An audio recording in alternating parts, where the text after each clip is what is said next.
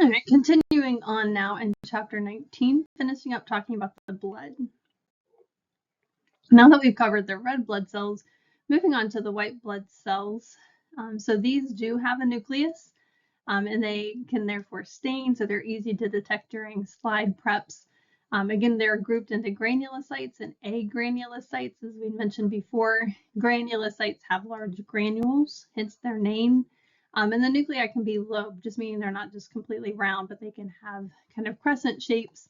And those include neutrophils, eosinophils, and basophils. Whereas agranulocytes do not have granules that are easily seen, and those are lymphocytes and monocytes. So under a slide, it's easy to detect again our red blood cells, of course, no nucleus there. And then our granulocytes, like the one that we see here, we can see the individual granules. And this is what we mean here by the lobed nuclei, where it's not just a nice little circle that we can see. So some of the characteristics, their job here is to protect the body, part of our immune system as far as invading microorganisms, as well as getting rid of dead cells or debris. Some of the characteristics, they have amoeboid movement, so they can have directed movement that are like amoeba, which is a single-celled protist, hence the name. They can also move by a process called diapedesis. This is essentially where they leave the bloodstream by squeezing through the endothelial cells of the capillaries. And then also chemotaxis.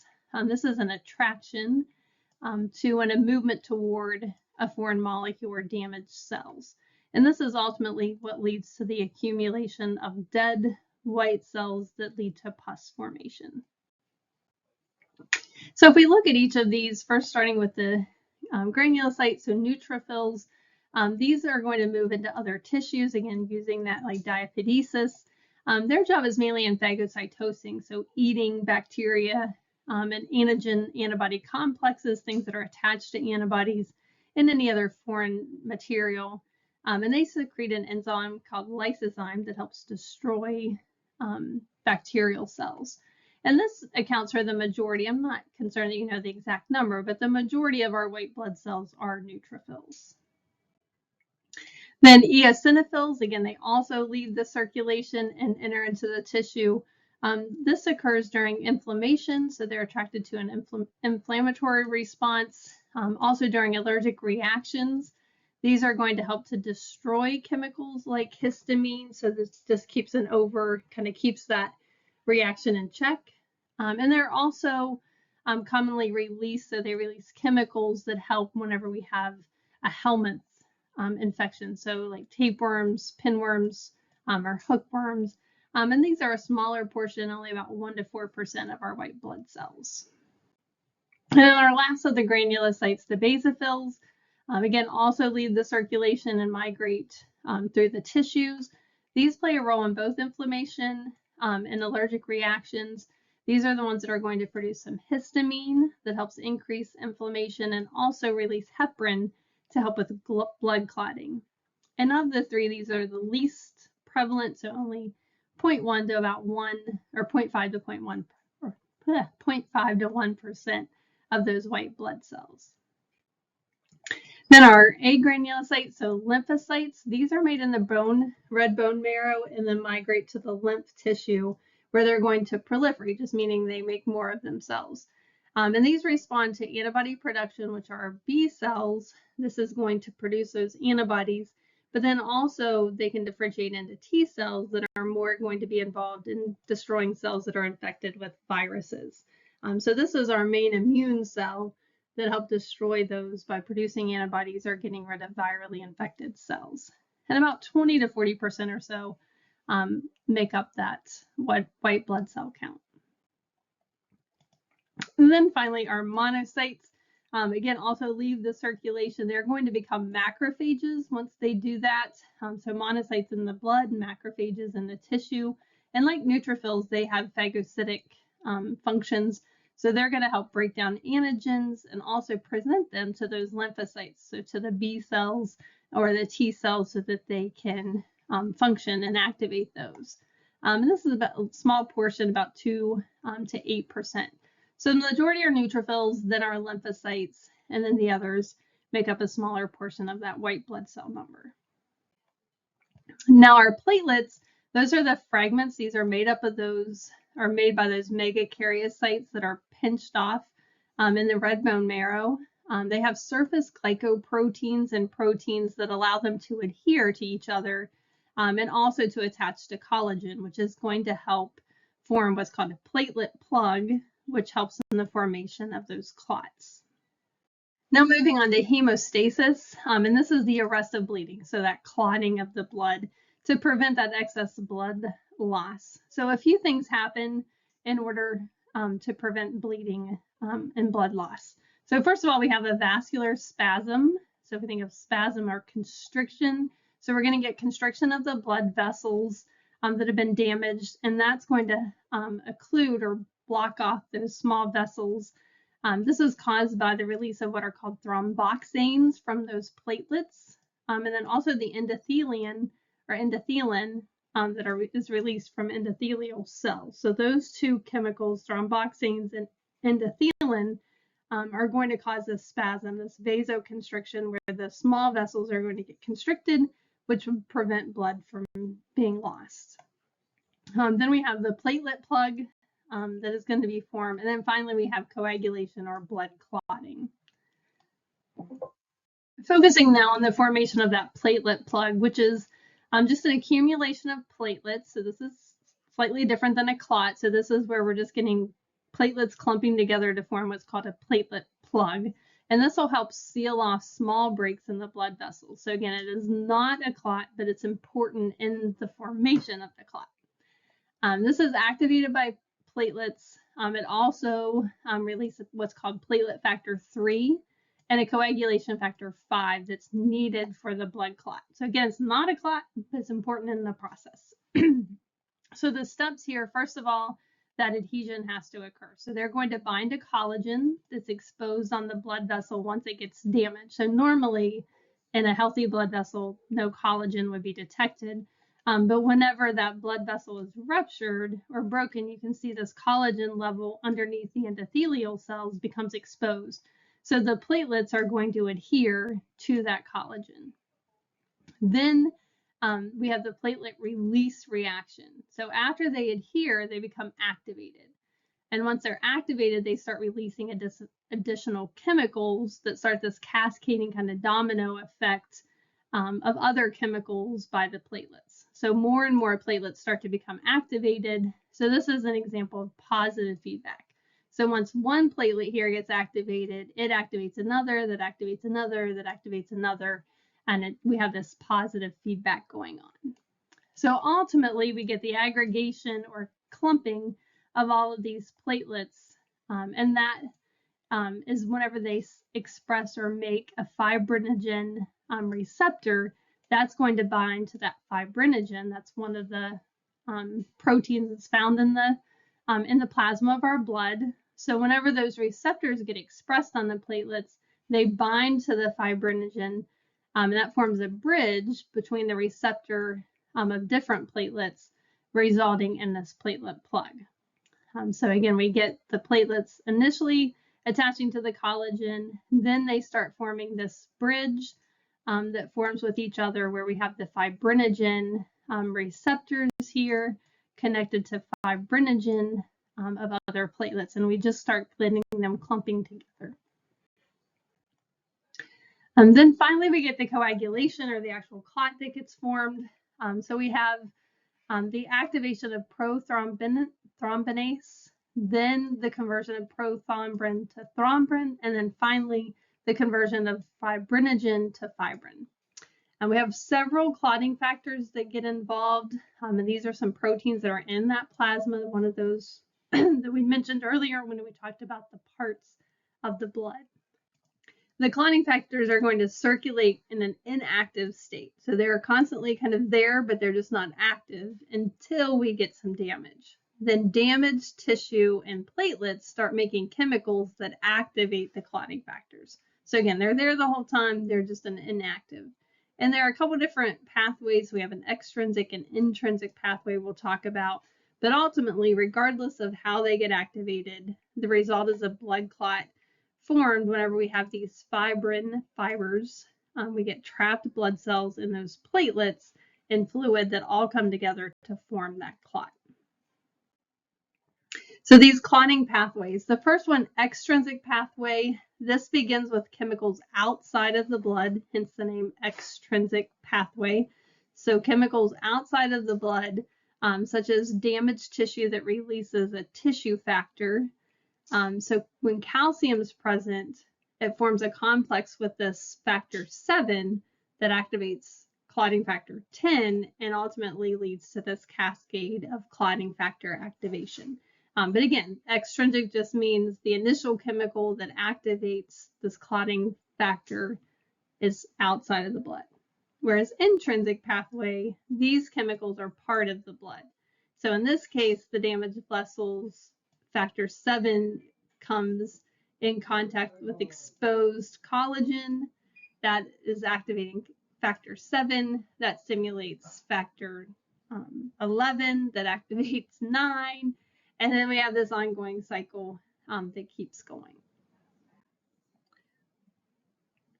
Now the common pathway is also, so we have this extrinsic and intrinsic way. We also have this common pathway. So in the common pathway, prothrombinase is formed by either extrinsic or intrinsic or both. But in either case, that prothrombinase converts prothrombin to thrombin. That converts then fibrinogen to fibrin. And then thrombin activates factor 13, and that stabilizes the clot. Now, vitamin K is important here because it's required for the formation of lots of those clotting factors. All right, now the control of that clot formation. So we have anticoagulants. This is going to prevent coagulation factors from starting the clot formation. Coagulation occurs whenever that coagulation factor concentration exceeds a given threshold. So this is at the site of injury where it gets exceeded. Now, anticoagulants like antithrombin, this is made by the liver, and it's going to inactivate that thrombin. Then we have prostacyclins, which are prostaglandin derivatives from endothelial cells, and these cause vasodilation instead of that constriction from that spasm, and it inhibits the release of those coagulation factors from the platelets. And then also outside of the body, for example, from transfusion, we have different drugs that can be used like heparin, EDTA, and sodium citrate that are anticoagulants that help thin blood, especially for those that are prone to heart disease. After that clot is formed, how do we get rid of it? So this retraction and dissolution. So first of all, retraction is whenever the clot condenses into a compact structure. So here the platelets contain actin and myosin, so if we think about muscle contraction that occurs. The serum is released as the clot contracts, and then the edges of the damaged vessel are pulled together, allowing those fibroblasts and epithelial cells to start the repair. Then the clot dissolves over time through a process called fibrinolysis. And this is where a molecule called plasmin hydrolyzes the fibrin, and that can be activated by some different enzymes like urokinase and streptokinase. All right, finally wrapping up here talking about the different blood groupings. And this is important, especially whenever we start talking about blood transfusions, which of course is transferring blood or blood components from one person to another. We can also have infusion, which is the introduction of fluid other than blood. Transfusion success is determined by antigens that are on the red blood cells. So we talk about making sure that we have the right blood type. So the type is based on the antigens found on the red blood cells. Because what happens are antibodies bind to those red blood cell antigens, resulting in a clumping called agglutination, or hemolysis, which is the rupture of red blood cells, which is not something we want whenever we're doing a transfusion. So there are multiple different groupings. The one we're going to focus on is the ABO grouping, and then we'll also talk about the RH factor.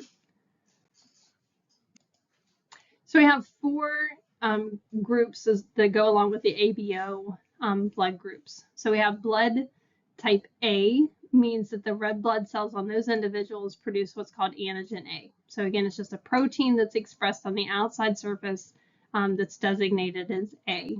We also have type B, because that antigen is called the B protein. And then we can get expression of both. So some individuals have the gene that makes both A and B proteins, so they have both of them on their surface. And then some don't have either gene, so they don't have either A or B, and they have no antigens as far as A or B on the outside surface of those, and those are termed type O blood. Now, back to the antibody part. So individuals who are type A, they would produce antibody B antibodies. So anti-B antibodies, meaning if you gave somebody that is type A blood, type B blood, that B antigen would look foreign because they don't have that on their normal red blood cells. So they would produce antibodies to it. And then the opposite would be true for type B. They don't produce A antigens, so if A antigens were introduced, they would produce antibodies to that A antigen. Now, type AB blood, they don't produce either antibody because they have both, so both look normal to them. And then type O blood, since they don't have any antigens, they would produce antibodies against the A and the B antigens. So whenever we talk about transfusions, type A, again, has type A antigens, so produces antibodies against the B. Type B produces antibodies against A. Type AB doesn't produce any antibodies, so they're termed the universal recipient because they could receive any blood type, whereas type O doesn't have any antigens, so they would make antibodies against both. But they're termed the universal donor because, again, they wouldn't trigger any immune response because there are no antigens on those red blood cells.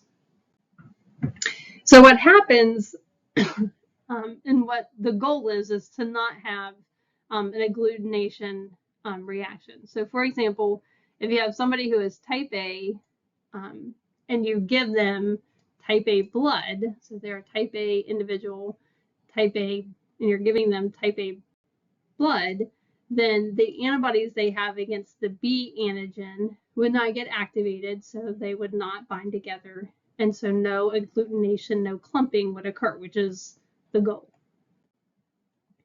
Now, an agglutination reaction, though, would occur if you gave somebody, so say somebody who was type B blood, and they have the antibody against the antigen A. If you gave them A blood, what would happen is those antibodies would recognize that A antigen is foreign, and they would attach to them. And because there are two binding sites on our antibodies, what happens is that clumps, or it brings these red blood cells together and it clumps them together, which is called agglutination. And then finally, our Rh blood grouping is the other thing. So individuals are either Rh positive or negative. And this is another antigen separate from the A and B, but Rh is another antigen that's expressed on surfaces of red blood cells. And most individuals have it. It's very common to be Rh positive and have that antigen, but individuals who don't have the antigen are Rh negative. So it just means you have it or you don't. So Rh positive, they make the antigen, Rh negative, they don't. Again, this is something that would be important with transfusions to really, pay attention to and make sure that it's the same. Especially, you would not want to give somebody who is Rh negative Rh positive blood, because they would recognize that Rh antigen as something foreign and create an immune response to it. The other circumstances, this is really important, is in what's called the hemolytic disease of the newborn. And this happens whenever there's an Rh positive fetus. So the baby that the mom is carrying is Rh positive, but the mom is Rh negative. And that can happen if the dad is Rh positive. It's a more dominant trait, so it's more than likely that the offspring would be Rh positive.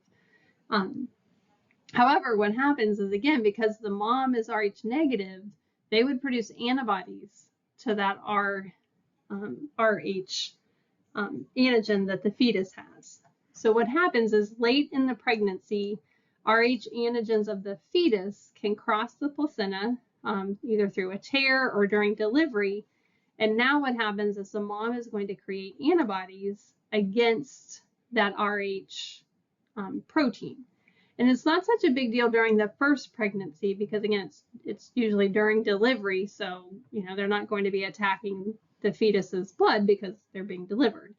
However, now that they've been exposed to this foreign molecule, this Rh molecule, now they produce these antibodies, and we remember and have this memory system.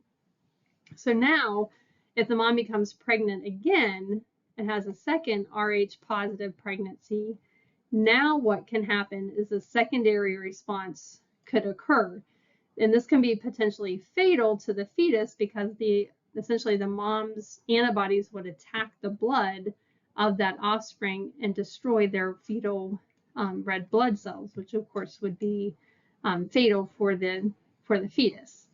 So to offset that, a compound called RhoGAM is used. So they're injected with RhoGAM, and this contains antibodies against the Rh antigens. And the antibodies attach to any fetal red blood cells, and they're destroyed in that process. So this would prevent that primary response. It would prevent the mom from making antibodies against it because essentially the RhoGAM destroys those Rh antigens before the immune system can produce antibodies to it.